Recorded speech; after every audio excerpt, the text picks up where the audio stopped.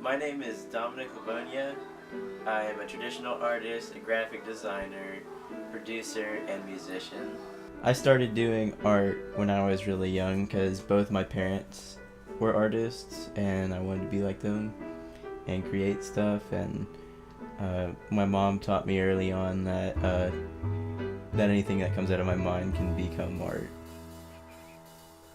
My mom was on the traditional art side and my dad is on the digital art side as like a graphic designer, so I would say that I'm proficient in both. I try and combine music and art together.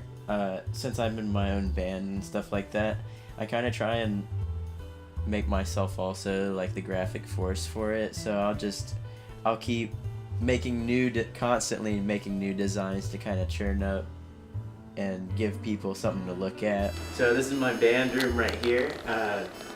Here's two designs that I created. The City Planner banner right here, that's our logo. And there's another design I just did kind of like as a little graphic. And that's real art. For my music, it's kind of like the music's me and the art is me, so it's just kind of putting the right feel with it. But when I do other people's album covers, I find actually that I like to get a lot of input from them. Like the most recent one I did, the band actually didn't have much direction. They were literally like, we just want Crimson to be in it. We want red. We want to be red some way. And I was like, okay. So I had to create the whole thing, and so how I came up with that was I listened to their music. I listened to their whole last album, and then I listened to the single that the single cover was for. And like while I was coming up with ideas and just sketching out in my free time some kind of rough ideas, and then once I get it, I'll keep showing it to them and texting it to them, and they usually they'll tell me if they don't like something, and I can fix it before I even finalize anything. So I can keep sketching and get in a better way. You have to take in what they have to say about it, because it's going to be their art piece ultimately, like after it's done created, and they're going to market themselves with it. And that's important to remember.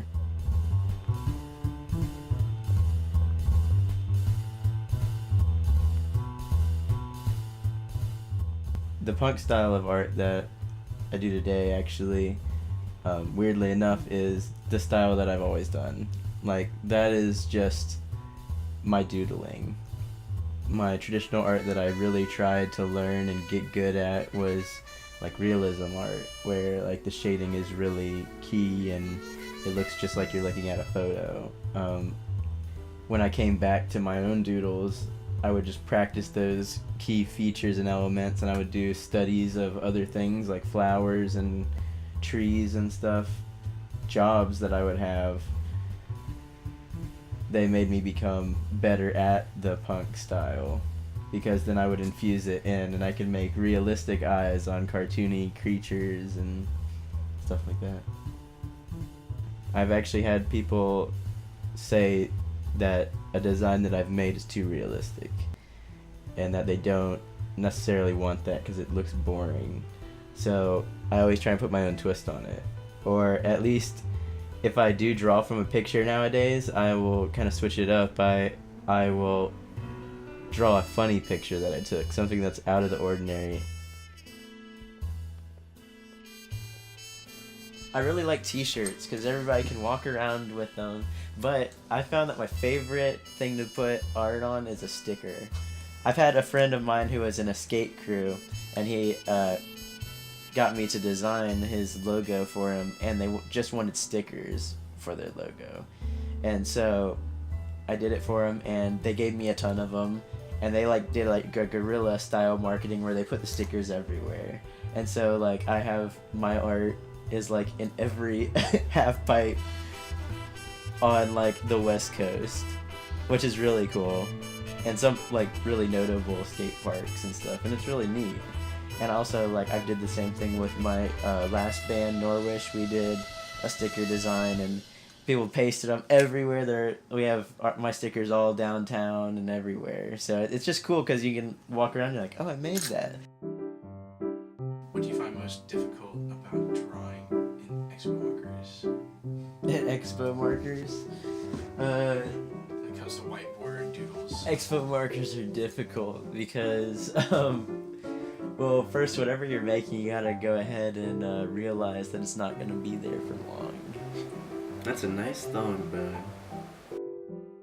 It's gonna get erased. So, I don't know, it's really fun though to put time into it, because then people won't want to erase it, and it's kind of hilarious. I would use like a black marker for an outline or something, but the best way to actually get detail with dry erase markers is to like color a section and then use like your fingernail or like a piece of cloth to like carve out the white in it. Like do it inverse. And you can get really detailed dry erase like portraits and stuff like that.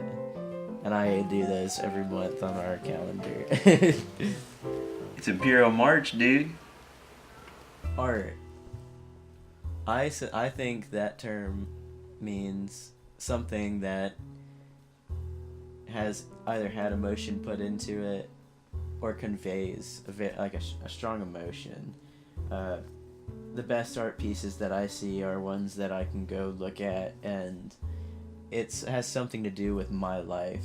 It could be the colors, it could be the design, it could be the mix of whatever mediums, but whatever it is, if it's a distortion in something that I'm used to seeing, it can instill a whole different way of looking at something that you may have stumbled upon your whole life. And art can be realization, art can be feeling, and I use art as a way to release all the tension of the day and all that stuff.